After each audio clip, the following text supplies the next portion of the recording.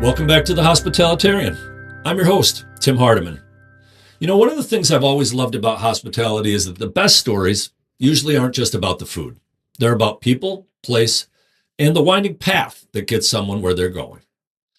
Today's guest is someone whose journey reflects all of that. In this conversation, we're going to talk about building something meaningful in a small community, the risks and rewards of entrepreneurship, and how creativity, persistence, and relationships shape the hospitality world behind the scenes. We're going to get into the realities of opening and operating a business today, the balancing act between vision and practicality, the importance of creating experiences people connect with, and why local communities still matter deeply in a world that often feels increasingly disconnected. What I appreciated most about this conversation is how honest it was. It's not just about success stories or polished outcomes. It's about processes, evolution, and the work of building something meaningful over time.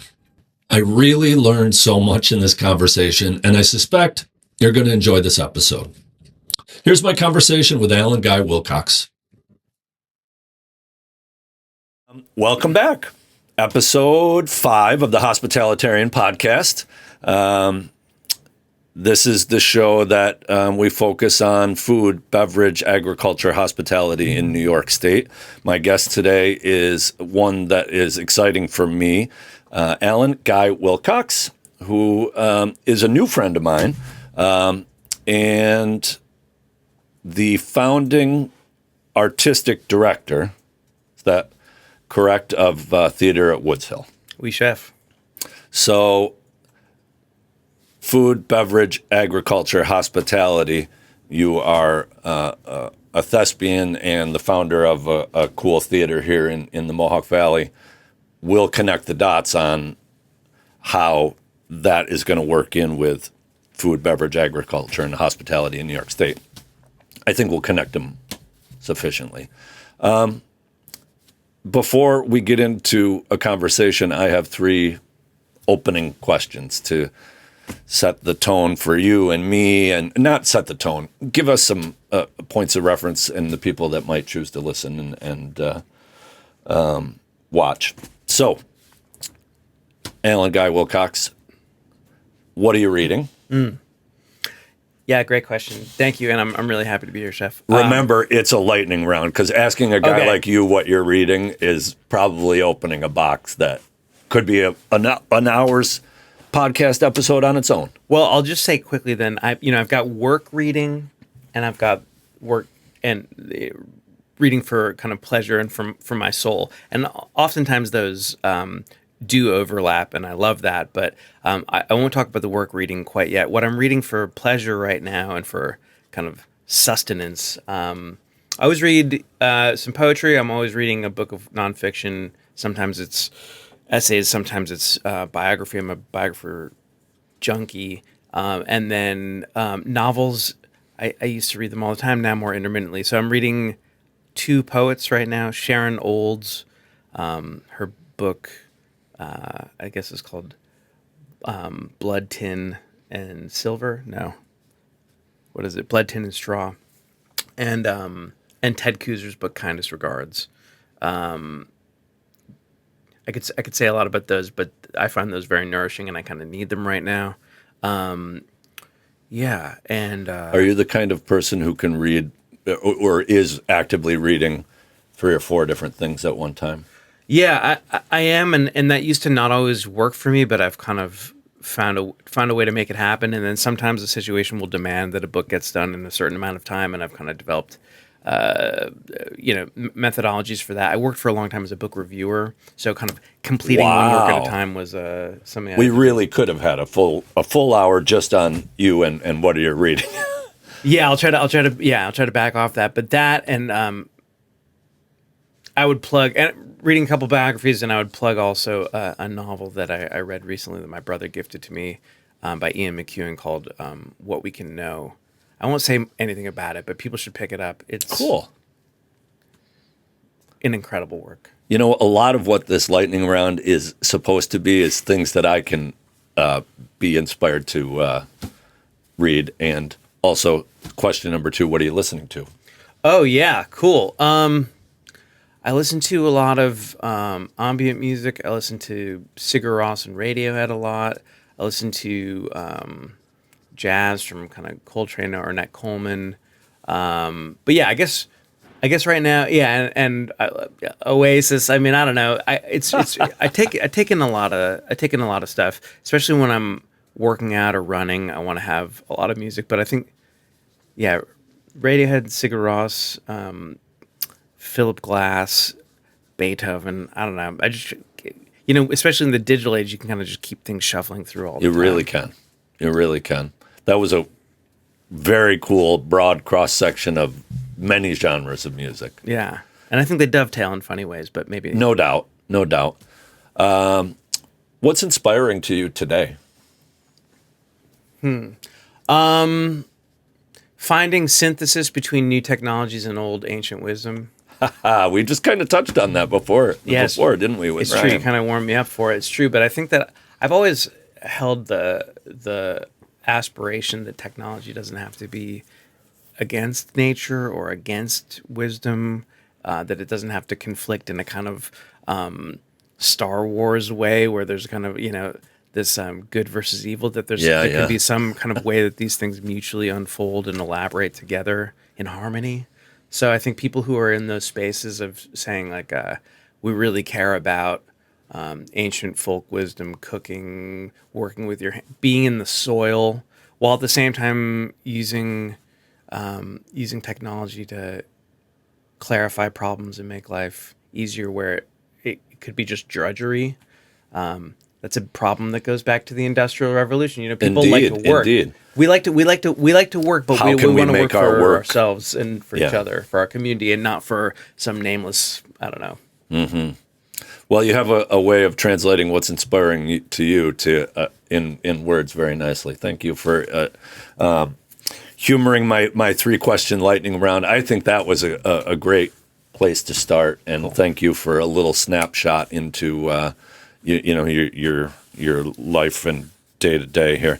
So that is a great place to start, and we've come to know each other through your really remarkable not-for-profit here in the Mohawk Valley Theater at Woodshill. Would you tell us a little bit about the theater, where it started, where it is now? Yeah, thank you. It started in a barn. It started in a pasture, actually, but I grew up on my family's property. My grandma and grandpa, Willis and Florence, started a farm. Wilcox started a farm in 1943. Willis Wilcox. Yeah, Willis. Grandpa Bill. But okay. Willis Crouch Wilcox and Florence. And although my dad ended up becoming a physician, he and my mom stayed on the property. And so my siblings and I spent a lot of time there. Now, since 2000, I've been back on the farm with my family, living there full time. So that's been great.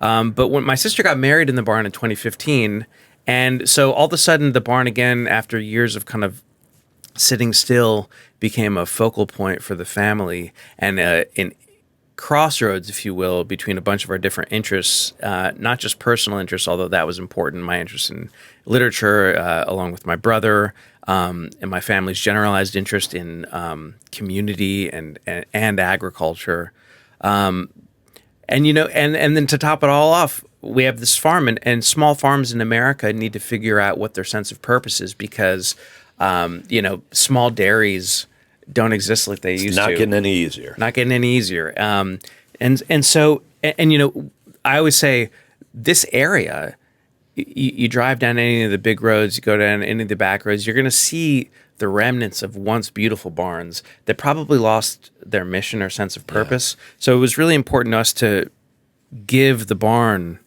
a new sense of purpose. So all these things kind of dovetailed together, and then the universe started opening doors, as my mom likes to say. So we started a nonprofit. I was living full-time in New York and coming up during the summers to make the theater. And, one thing that was kind of important was to aim high. I thought I wanted to have a mechanism in my own life to go through the plays of William Shakespeare. There's no better way than to actually stage them and do them. I always joke, like we give a copy of Julius Caesar to a ninth grader and expect them to understand the full import and glory and context of it. And sometimes that it works and sometimes it gets stiff-armed. But they're plays, they're entertainments, they're meant to be seen, they're meant to be staged. So we want to enjoy that and let the poetry and the music kind of flow over you and wash over you. I think that's something important. I know I'm kind of jumping around, but that's something that's important with Shakespeare's. Sometimes we don't understand or pick up every word. Even the most practiced listeners don't understand or grok every single word unless they may be familiar with the text. But we understand cadence. Yeah. We understand tempo. We understand conveyance. And so these things kind of land on us even after 400 years. And that's, I think, really important. Then we can go back and read them and study them now that we have a sense for the story and why the story matters to us and who these people are. Oh, I like that person not so much. Right. We can get ourselves into the story. And then we can go back and really kind of dissect them. But they're entertainments. Shakespeare owned a theater company. He was a partial owner in the Globe Theatre in London. And so he wrote to, as I like to joke, put butts in the chairs. Whether that was royalty or people who only had a couple shillings to rub together. So anyways, long story short, it was a family affair. Took a village. We got a nonprofit going and, one foot in front of the other. And luckily, I think this area is really primed and has so much talent. And so we felt an immediate response to our work. And now our work is the community work and the community is us because, everyone steps up and takes big swings. Well, and that's what happens in 10 years. We made a couple of decisions and I have to, really tip my hat to my brother on this, who always kind of brings a systems management viewpoint into these conversations. But one thing we said is most nonprofits in the United States that are arts-based nonprofits die by year 4 or 5. Sounds like the restaurant industry. I know, gosh, it's tough. Similar percentages. Is it really? Oh yeah. I guess that makes sense when you think about it. And then kind of to the winner goes the spoils. We just had to think about what are the set of decisions we make that will, maybe be short-term sacrifices. Will certainly be short-term sacrifices that will allow us to continue putting one foot in front of the other at 10 years and to be reasonably thinking about what our next 10-year plan is. So in a way, like the first 10-year plan was get to 10 years and let it evolve and let it expand and kind of not bite off more than we could chew on the one hand, practically speaking, but in terms of our messaging and our artistic view, actually take major swings. Sure. Kind of be Babe Ruth a little bit and point to because I like to joke, you said founding artistic director, which is technically who I am and what I do, but really my role is head cheerleader. Sure. Here we go. We're going that way together. Yep. And then, everyone brings their energy and ideas. People excited about it and because you can only do so much on your own. Really the whole thing is actually just relationships. Mm-hmm. Yep. That's the whole thing. Sounds like hospitality to me. Yeah. And then, maybe when you're cooking and serving the food, or in our case, like when you're actually working on a text and performing, that's the icing on the cake. Totally. And did you get people to feel alive in the moment and enjoy the space that they were in? And theater is hospitality in a lot of ways, I think. Yeah, I think that's right. Or it should be. It should be. Well, you know when it's not. You know when it's not working that way. That you sticks feel out that, right? You feel that. Yeah. And I think if we're able to be hospitable in our theater, it's a credit to kind of my mother's influence in what we do.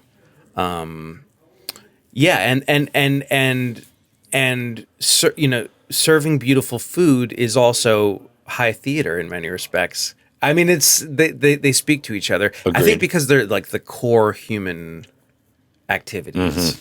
Mm-hmm. That is such a cool story, family story, this property, and where it's at now, 10 years in, I saw on your website, to condense that into one sentence is Shakespeare in a barn. Shakespeare in a barn. I love it, and obviously a lot of other people do, and I've professed to you before that I'm I don't feel comfortable with Shakespeare, and I haven't in my years. But I've only attended one show at theater at Woodshill, and it was remarkable how much I enjoyed it without having a keen understanding of the art form. So much of that has to do with the space and the people and the message and the community, like you referenced. But it's a remarkable part of our artistic community in the Mohawk Valley. Can we talk? So you mentioned Willis Wilcox and Florence. Yeah. They sound. Those were your grandparents. Yeah, my dad's parents. Do you remember them? I do. Although Both of them? my grandmother died when I was quite young. Okay. But my grandfather was around till I was 19. So Oh, I got that to know is very tremendous. well. And Yeah. he lived in the home right there on the Yep. property. Exactly. Where your father was born and raised. Yeah, he was actually. Yeah, he was born in Faxton and raised there. Wild. Yep. And you were not born and raised in that house, but on the family land. Is that correct? Yeah, my brother and I were actually both born in Cooperstown. Okay, yeah. But the family was living at the farm. Your mom and dad built a house on the backside of the property. Is that how it goes? Exactly. Actually, in the woods for which Woodshill is named. And so it's a big chunk of acreage in Oneida County, and it is beautiful and picturesque, and it sits high enough up on the hill that you can really get an appreciation for the Mohawk Valley. Yeah. And did your grandparents purchase this land, or does it go beyond that? They purchased the land. The farmhouse foundation was there, and they built the barn with as it would have been done and as it was done with trees from the property that were planed on the.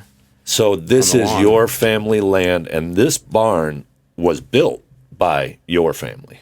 Precisely. And that is With a lot of other help, but yes, Well, of but by course, my but grandfather. that primarily. is something to really take pause and think about the gravity of that. To me, for one family to have put down those roots and be able to stick with them. So your children would be the fourth generation of Wilcoxes. That's a special thing. So the fact that you have this remarkable not-for-profit right there on the farm is beautiful. Thank you. And you can feel it when you go to an event there, and you can feel it. So we go to one of your summer shows, and your concept for by and large focuses around one production per year. Mm-hmm. I'm sure I know there are some adjacents, but you put the majority of your energy into a 2-week run. Yeah, That's right. I mean, in one way, necessity is the mother of invention with this. So, and our kind of the resources that we're able to garner towards this, we focus primarily on the one summer production, and then for the past 3 years, we've been collaborating with Unity Hall in Barneveld, one of my favorite spaces. So, so we're really thrilled to do our third production with them later this fall. We have not yet announced that production, but people will know about it soon. And so, Shakespeare in a barn, that concept is that you're in this unique space. It's not a typical proscenium theater. There are a lot of different entrances and exits that are non-traditional to a typical theater space, and it's also adjacent to nature. Yeah. So the kind of rhythms of farm life are kind of present in the performance, whether it's you hearing a sheep bleating or just the wind blowing through the trees or the moon coming out during a show and you can see it through the barn doors. Sure. Tractor driving down the road. Oh, plenty of that. Plenty of that. Although, yeah. Hey, it's just part of what it is, right? Indeed. And then with Barneveld, with Unity Hall, who are really kindred spirits to what we do, there, so far anyways, we've been focusing on 20th century American classics. So Tennessee Williams, Edward Albee, and coming up, Neil Simon. So fun times. That was a little bait of the hook. Precisely. Well, exciting, and thank you for bringing those arts to the Mohawk Valley and for taking a chance on this concept, which I think likely has started to attract a regional audience, not just the local audience. Yeah, it's true. And that's always good because those of us who live here in the Mohawk Valley, I think, for the most part, know how special of a place it is, but it can be overlooked by lots of great neighbors like Finger Lakes and Adirondacks and the Hudson Valley. But Mohawk Valley is a special place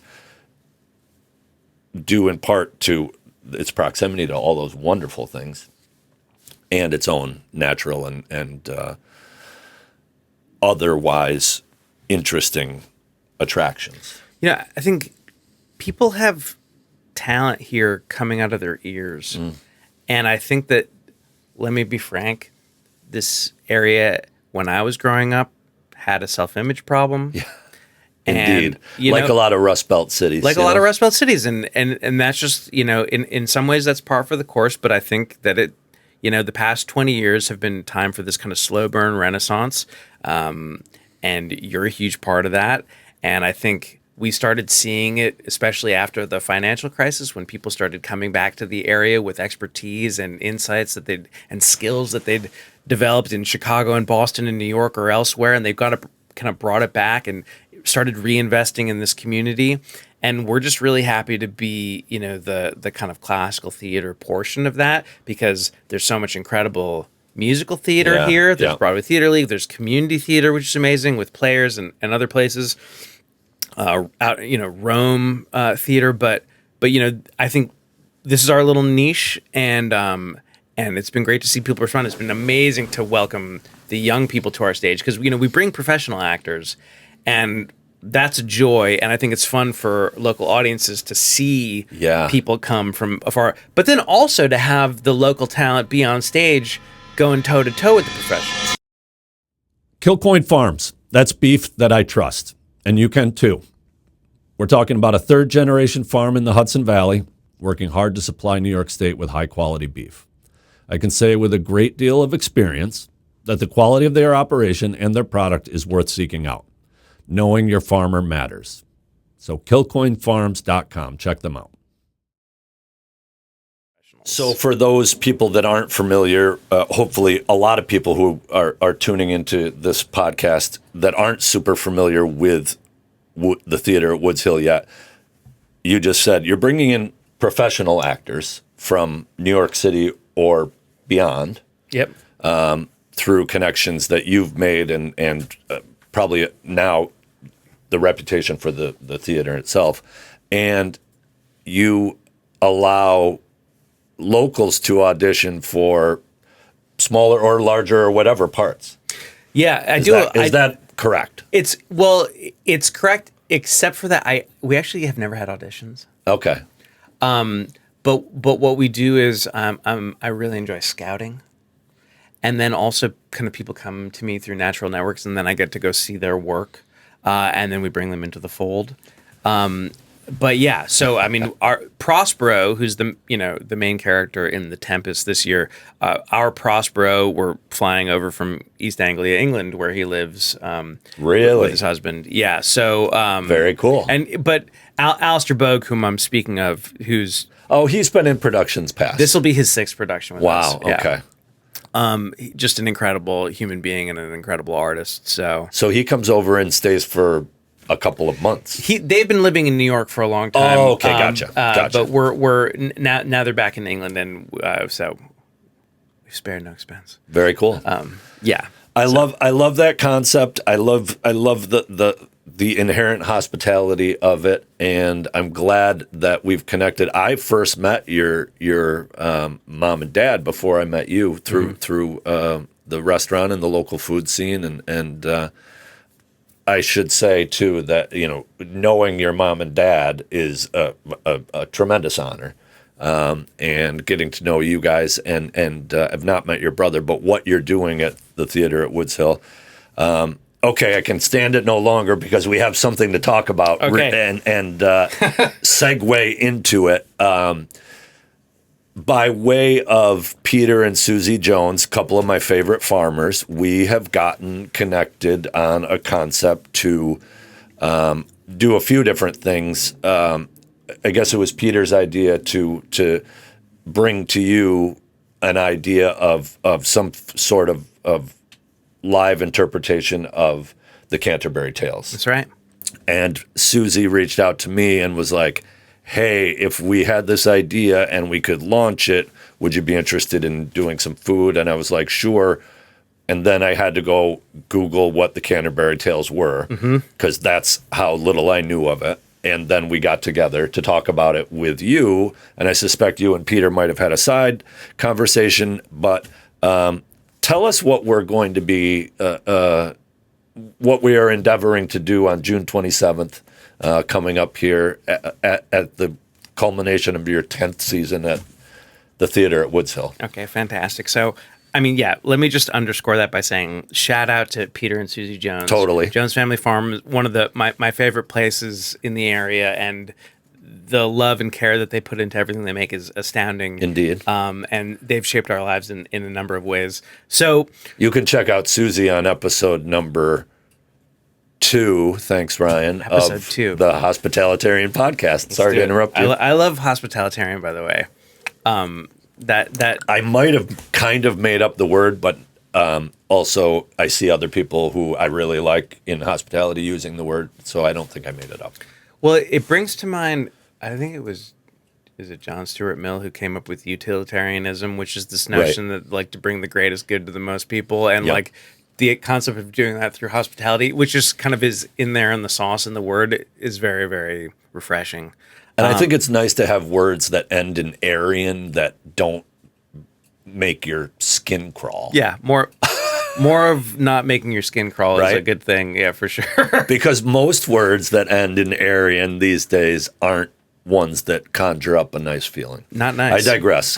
Carry on, No, please. it's true. Yeah, okay, so I'm so just giddy about, first of all, the fact that we can collaborate, that Peter brought this seemingly crazy idea, which I think he was dead By the serious way, if about you're it. scouting, Peter Jones. Yeah. Yeah. Right? I know. He could totally get in on one of your incredible Shakespearean productions. Incredible. I am he also holds court. giddy about the Canterbury Feast. I mean, Peter brought this idea, which I think he thought there was a certain element of it being a little harebrained, because but it turns out that I had done some of my senior work in college on the Canterbury Tales, so this was something that, this was an itch that I had been longing to scratch. So when he brought it up to me, it was like, am I on camera? Is this candid camera? Well, that's the reason why, it had been in your mind, but for one reason or another, you hadn't started to pursue it. Mm-hmm. And sometimes a good idea just needs a little spark. Okay, so here's what we can say about Geoffrey Chaucer, the author of the Canterbury Tales, and the Canterbury Feast in general. I mean, like John Milton, who wrote Paradise Lost, William Shakespeare, who wrote all these great plays and poetry, Geoffrey Chaucer's maybe the third pillar on that stool, is one of the greatest poets of the English language, and is actually thought of as the father of English poetry, because he was writing in Middle English, which is an older, pre-modern form of English, which is much more heavily reliant on Norman French. We may have heard of the Norman Conquest, which happened in 1066, when the Norman French, and they're called Norman because Normandy, but they're called, that's because they're Nor as in north. These were actually Vikings who had settled in France and then came back and attacked England. Wow. William the Conqueror in 1066, actually on Christmas Day, became king of England and kind of took over that area. And so their version of French, which is slightly different from Parisian French, their version of French, the Norman French, became the official kind of language of the court. Anglo-Saxon, kind of Old English, had been spoken by kind of common people, and then you've got the Latin of the church. So the Latin of the church, the Anglo-Saxon or Old English of the people, and the courtly French started blending as people had to negotiate and deal with each other, and all of a sudden this thing started emerging called English. And Geoffrey Chaucer was the first major poet that we know his name, there's Gawain and the Green Knight, but we call him the Gawain poet. There's a poem called The Pearl, but we refer to that person as the Pearl poet because we don't actually know the person's name. But Geoffrey Chaucer was a diplomat. He worked in the king's service.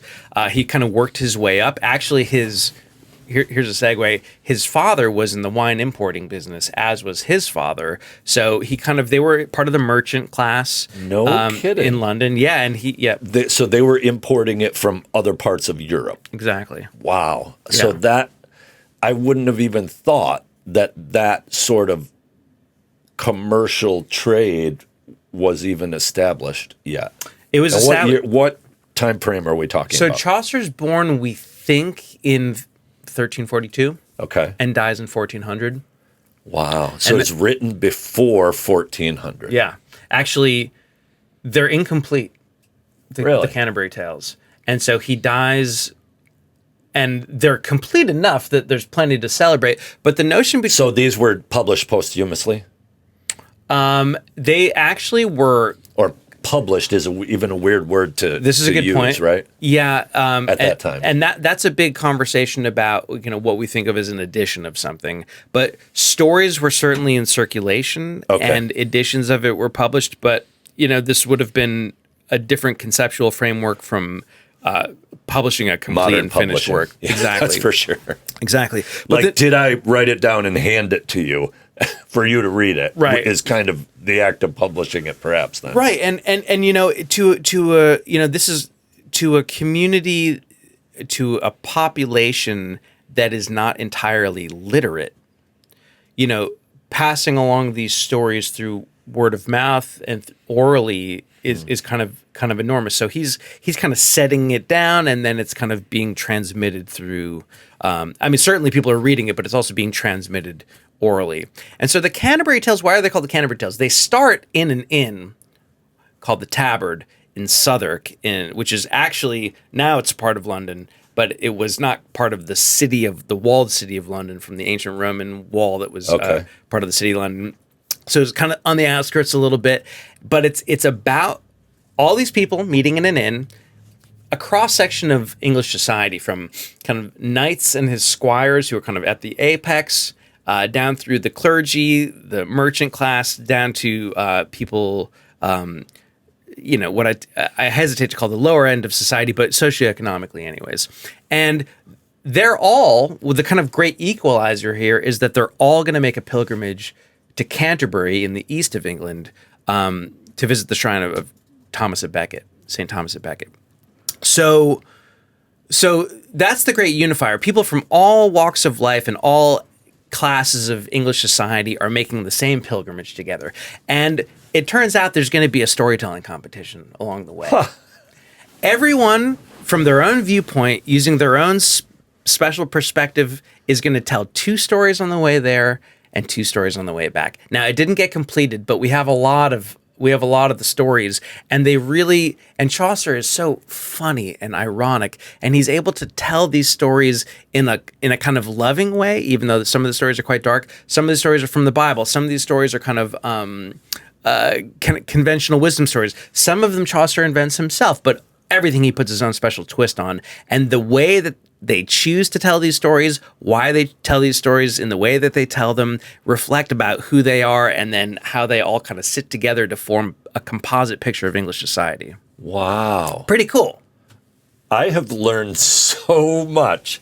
I want to ask, and because we need to define what we're up to, this Canterbury Feast. But right. Good point. Is Chaucer, is it common for Chaucer to be interpreted in a live setting the way that Shakespearean theater has become so common? No, it's not common. It's more, you would read it. You'd read it, and often people would read it in a modern translation. People often forget that Shakespeare is actually technically modern English. Okay. It's what we call early modern English, but it's modern. Okay. Whereas Chaucer is markedly Middle English. I could give you a little Middle English if you want to hear the difference. Okay, so oftentimes when we read Chaucer, you read Chaucer in school, you're given Chaucer in Middle English. It's good to get a little flavor of that. People tend to read him in a modern translation. But here's what Middle English we think sounds like. Here's the opening of the general Great. prologue to the Canterbury Tales. Okay. If I can recall.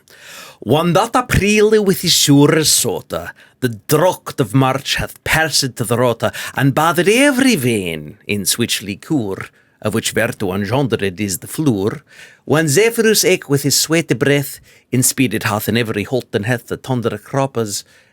I can go on. But Wow. that's English, I've too. heard that before and never realized what it was. I heard Lawrence Ferlinghetti recite a poem in. It was recorded on the Last Waltz, a film, Scorsese film about the band and their last thing.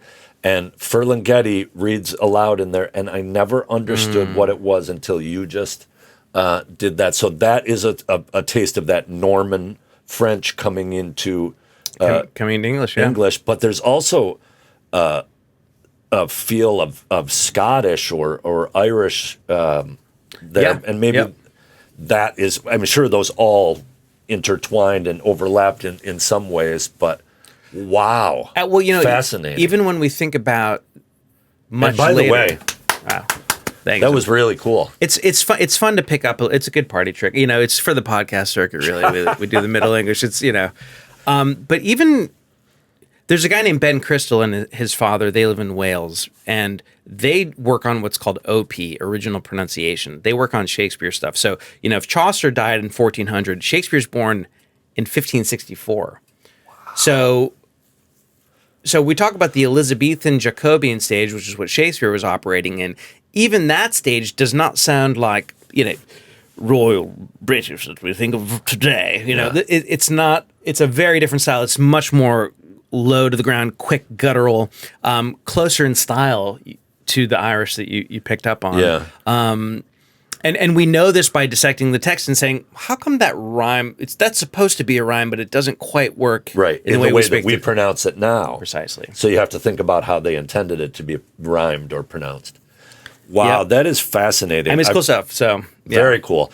Tell us about the Canterbury Feast, and so Peter comes to you and says, "I have this idea." You're like, "Wow, I love it," and you happen to have a theater that happens to be at the beginning of its 10th season. What do you know? So we put this idea together as a fundraiser for your And then Chef Tim comes along. yeah. Okay, so what we're gonna do is to your point, Chaucer. Although there have been performances, surely, it's a written text. It's in a way it's an epic poem, if you will. It's a series of tales in verse. We're gonna bring it to life in a really full-throated, multi-dimensional way because we're doing this beautiful feast that you've created this incredible menu for, which kind of speaks to. Kind of a sumptuous meal that one might have hoped to experience at the time. And we're going to bring sound by performing it live so it's not just on the page. Chaucer, like the word that we would say knight, like a knight in shining armor, in Chaucer's English is pronounced knichte, right? You pronounce all these consonant clusters that we've kind of, after the great vowel shift, we just kind of stream right over. We kind of slide right over it. We made them easier on the tongue, we can talk faster. We can, and it just kind of gets smoothed over. Uh-huh. Now, we're going to be doing a lot of this in modern translation so people can kind of enjoy. But what we'll do is we're going to create a world in that evening. And we're going to take everyone back in time. We're going to do a few things. We're going to introduce Chaucer and his world a little bit in more of a kind of a little bit of a talk. Okay. And then we're going to start threading in the performances. And you're going to get a real picture of kind of the highlights from the Canterbury Tales, the things that if you want to walk away knowing something about the Canterbury Tales, you need to know the moments that we're going to be talking about and discussing and performing. And then what we're going to try to do is we're going to tie it all up in a bow by connecting Chaucer to his great successor, who's William Shakespeare. Now, people may not know that William Shakespeare, he didn't necessarily crib Chaucer, but he used stories that Chaucer used. And some might say he even took on some of the sensibility that Chaucer presents in his own work. And I think they're deeply correspondent. I mean, like, I'll just give you one example. Richard the Second is one of the lead-off plays in Shakespeare's kind of historical run that is often referred to as the Henriad. So kind of Richard the Second to Richard the Third, and in the middle are all the Henry plays. Gotcha. In any case, one of the best speeches from Richard II is given by John of Gaunt, and it's called This Sceptred Isle, and I won't go into it, but it will be performed at the gala. So this piece of Shakespeare will be performed at the gala. Okay. Who's John of Gaunt? Well, John of Gaunt was Chaucer's great patron, and actually Chaucer's wife Philippa's sister Catherine Swynford was John of Gaunt's third wife. So there's a deep connection between Chaucer and John of Gaunt, and then Shakespeare's giving his best speeches to John of Gaunt. It's hard to really wrap your head around this because, especially with understanding like British nobility of the time, et cetera, and all these kind of family relationships and the aristocracy, and these authors' different relationship to the aristocracy because neither of them are from it. But this correspondence is profound and deep. And some of the plays like Troilus and Cressida, The Knight's Tale, these are actual stories that Shakespeare brings into his own work 150 years later. So lots to talk about there. But So you know me, I'm all about local. When you think about tea, this is a product we cannot source in New York State. So you darn sure better look for a relationship with someone local who can curate and source the best. I'm a big fan of Saratoga Tea and Honey Company in Saratoga Springs. They have a wide selection of loose leaf teas, herbal blends, this really cool and cozy tea bar, so you can have sit-down tea service or tea to go. If you can't make it to Saratoga, free shipping on their website over $75. That's SaratogaTeaandHoney.com. So we're going to provide an evening of hospitality via food and beverage and the works of Chaucer performed live in an educational sort of, but entertaining, and educational entertainment at the theater at Woodshill. love it. That's it. I would be remiss to say that I did not. I conceived of this menu via a fair amount of help from artificial intelligence, because the Old English that I was reading as I researched food of the time period of Chaucer, I needed some help. Yeah.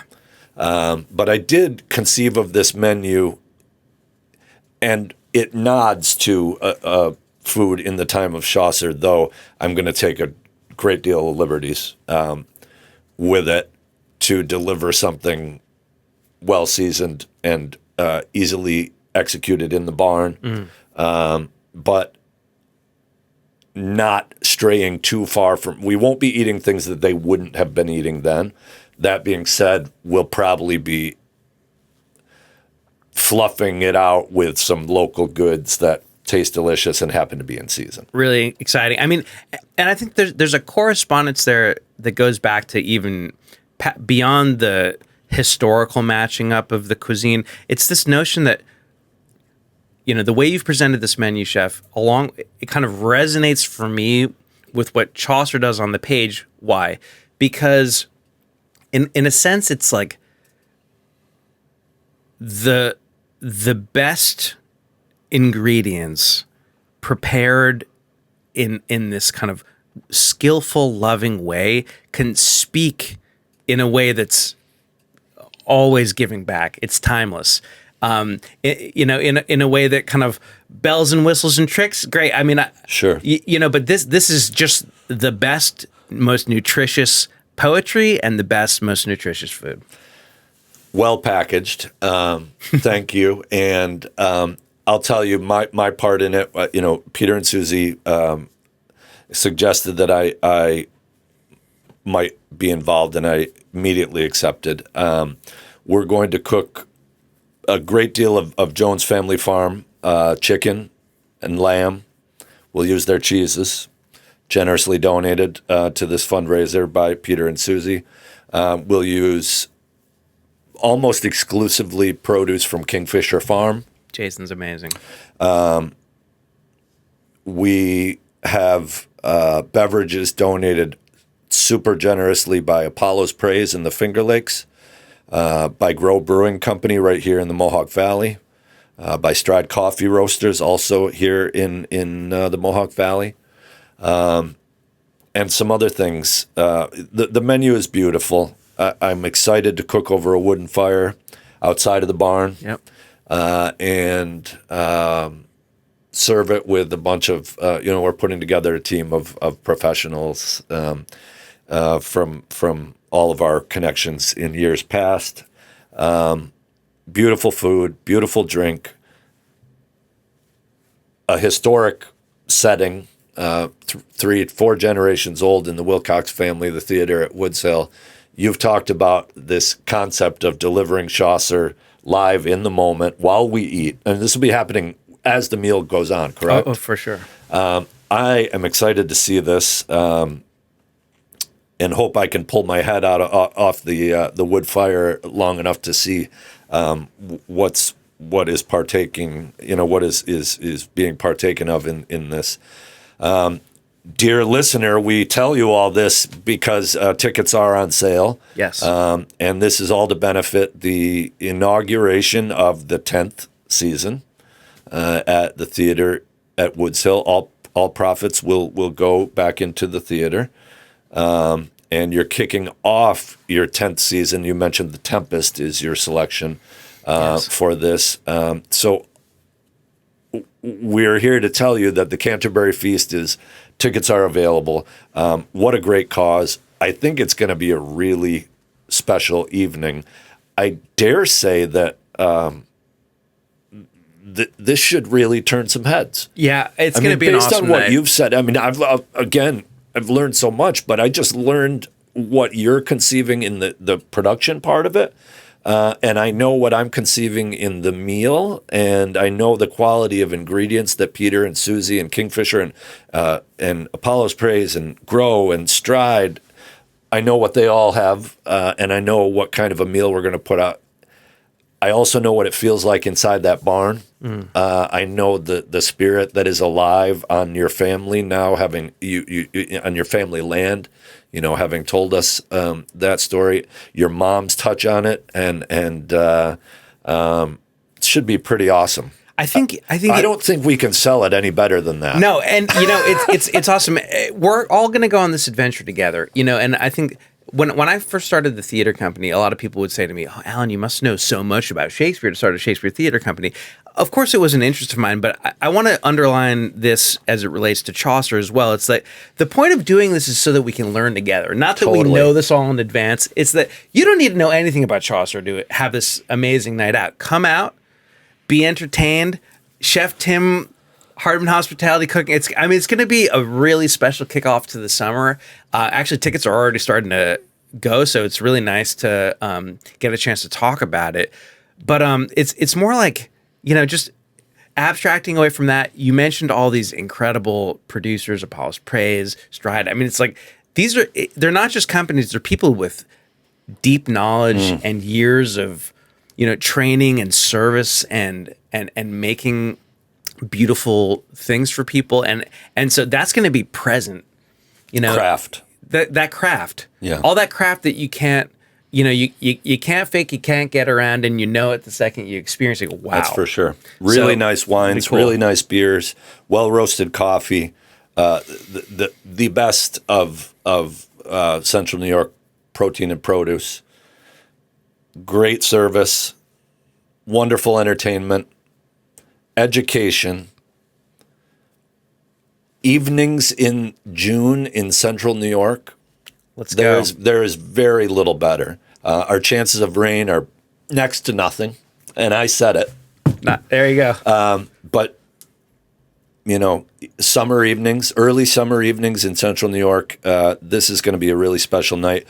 Where can they go to purchase tickets for the fundraiser? Yeah. And let me just say, before I drop that, I'm going to throw down the gauntlet here. I think that we're really competing for the best possible date night in Central New York.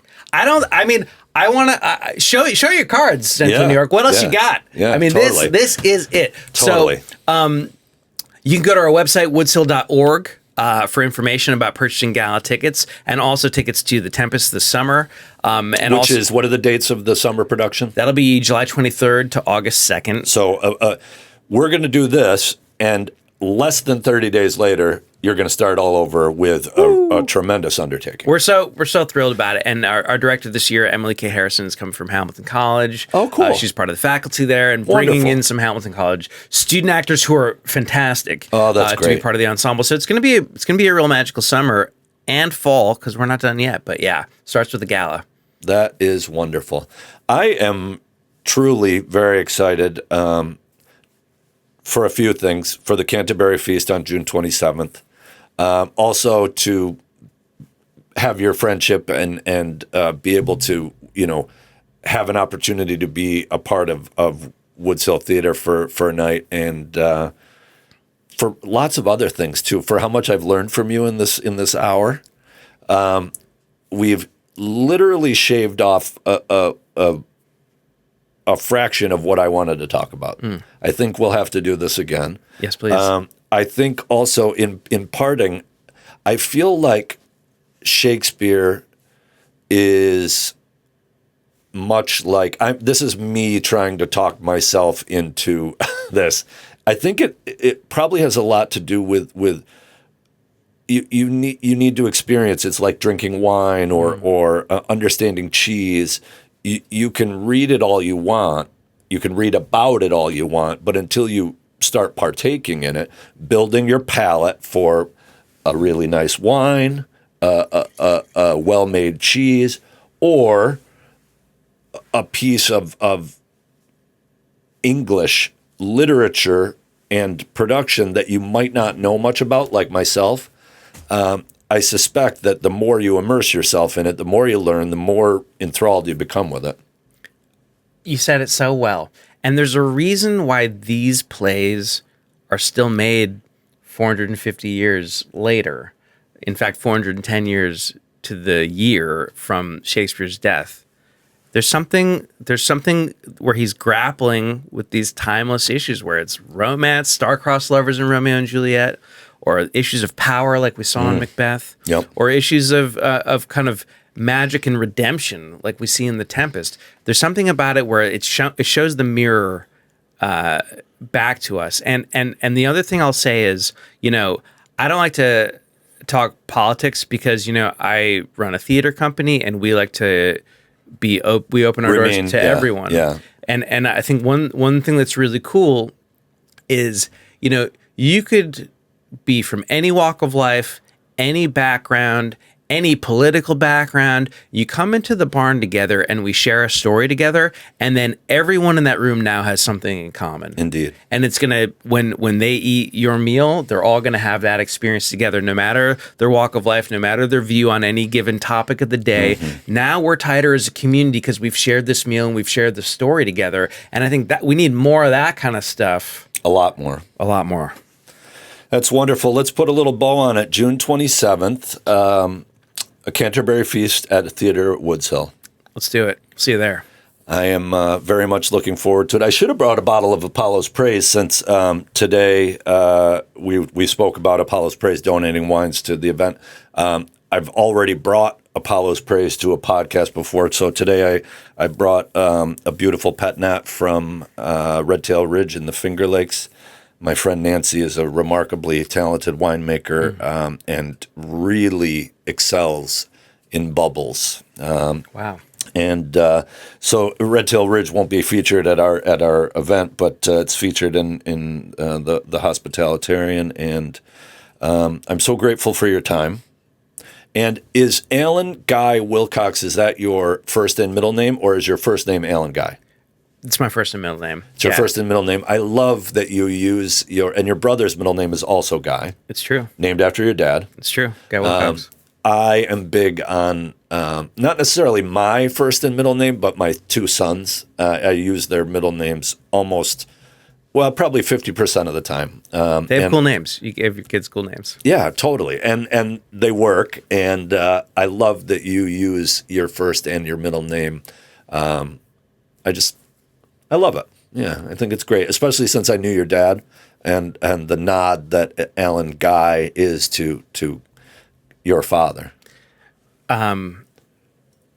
Yeah, June 27th will actually be the second anniversary of his passing. So Wow. I didn't know I was going to mention that, but that's something that everyone in the family, it just kind of serendipitously came together on that day. So What a night to celebrate him. I suspect that will be, holy cow, that just made it even more special.